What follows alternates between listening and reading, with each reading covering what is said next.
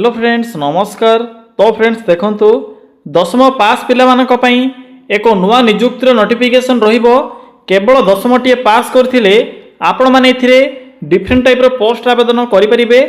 एथिरे up to 20,000 बा 20,000 पर्यंत दरमा मध्ये रहिबो, जहा कि एक बहुत भलो दरमा रहउची। आपण किथिरे मागण रे आवेदन करबाकू पड़िबो, तो आपण किथिरे कोनोसी प्रकार एप्लिकेशन फी भी पे करिबार आवश्यक नाही। तो चलते देखने जे एथिरे केतोटी पोस्ट होची, किपरि आपण माने आवेदन करिवे एवं आवेदन करिवार प्रोसेस कोन रहिबो, फुल डिटेल्स मु आपनको ए वीडियो माध्यम रे जणाइबी। जदि आपण माने प्रथम थर पई आम चैनल रे विजिट करूछंती, तेबे एई भली नुआ नुआ सरकारी जॉब रो न्यूज़ पाइबा पई चैनल टी को आज ही सब्सक्राइब करी वीडियो टी को भी गोटिया लाइक कर नियंतु। तो पिला माने देखंतु ए जो नोटिफिकेशन रहउची ओडिशा खाद्य सुरक्षा विभाग तरफ आसी अछि। केउ माने आवेदन करि परिबे, हु कैन अप्लाई।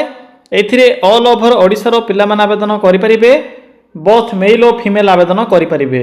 18 रु 20,000 पर्यंत एथिरे मंथली सैलरी रहिबो, गवर्नमेंट जॉब रहिबो।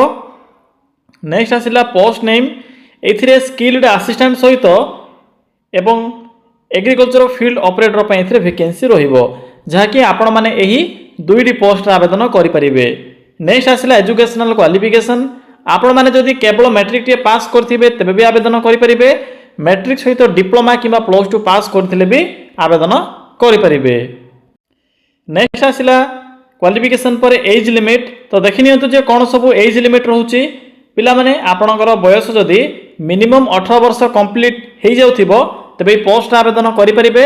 मैक्सिमम 50 वर्ष रहउची। बाकी ओबीसी एससी एसटी पीडब्ल्यूडी एही पिला माने भी एक्स्ट्रा एज लिमिट पाई परिबे। सिलेक्शन प्रोसेस, एथिरे इंटरव्यू द्वारा सिलेक्शन रहउची एवं डॉक्यूमेंट वेरिफिकेशन रहिबो। एही प्रोसेस रे आपण माने सिलेक्शन पाई परिबे। नेक्स्ट आसिला इंपोर्टेंट डॉक्यूमेंट। देखंतु आवेदन जते बेले करिवे सेही समय रे आपनकू किछि डॉक्यूमेंट साथी नै इंटरव्यू समय रे जीवाको पड़िबो। कोन सब डॉक्यूमेंट रहउची तार लिस्ट मु एठरे मेंशन करिछि, थरुटे देखि नियंतु एवं गोटे स्क्रीनशॉट मध्य नै जिवे।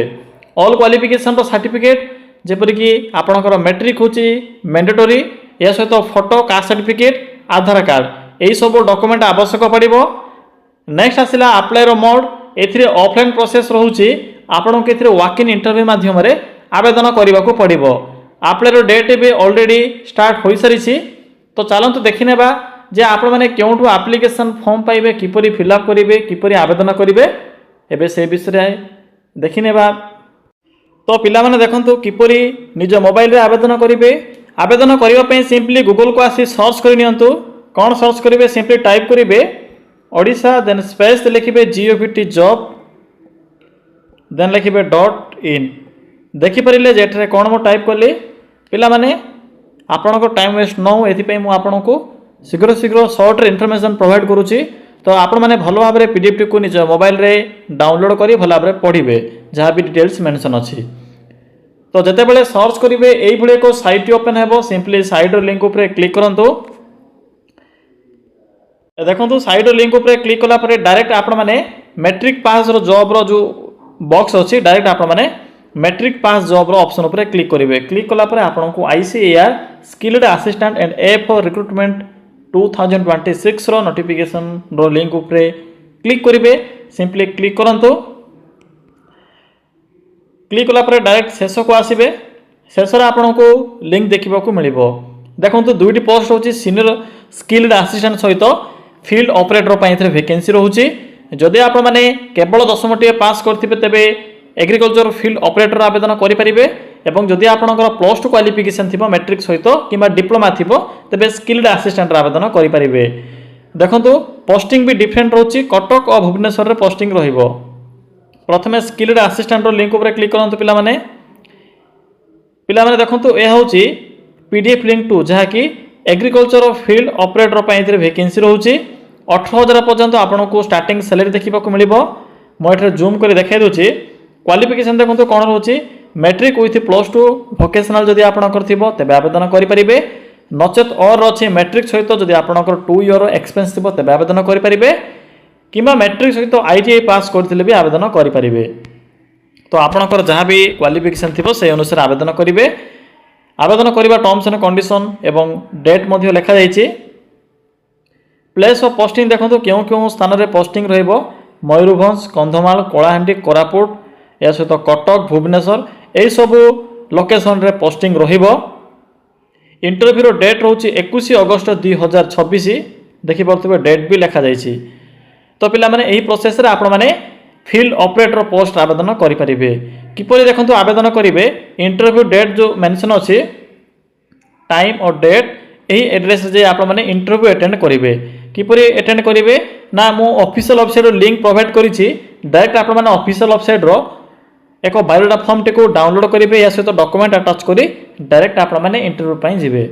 एबे बैक आसंतु पिला माने बैक आसिला परे एठरे स्किल्ड असिस्टेंट रो लिंक अछि सिंपली एठरे क्लिक करंतु।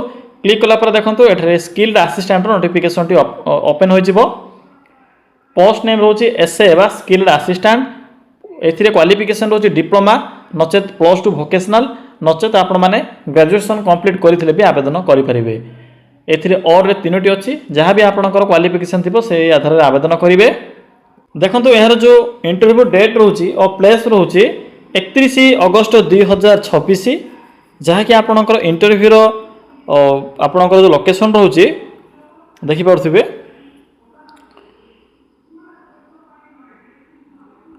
इंटरव्यू लोकेशन भुवनेश्वर रे मेंशन अछि।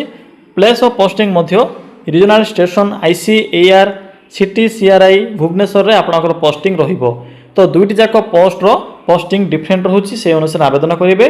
टर्म्स एंड कंडीशन पढ़िबे। एप्लिकेशन फॉर्म एथिरे ऑलरेडी प्रोवाइड करा जाइछि। आपन को कौन सी साइट को विजिट करबार आवश्यक नाही। डायरेक्ट ए फॉर्म टी को आपण माने प्रिंट काढी फिलअप करि परिबे फोटो अटैच करिवे। Simple form रहउछि।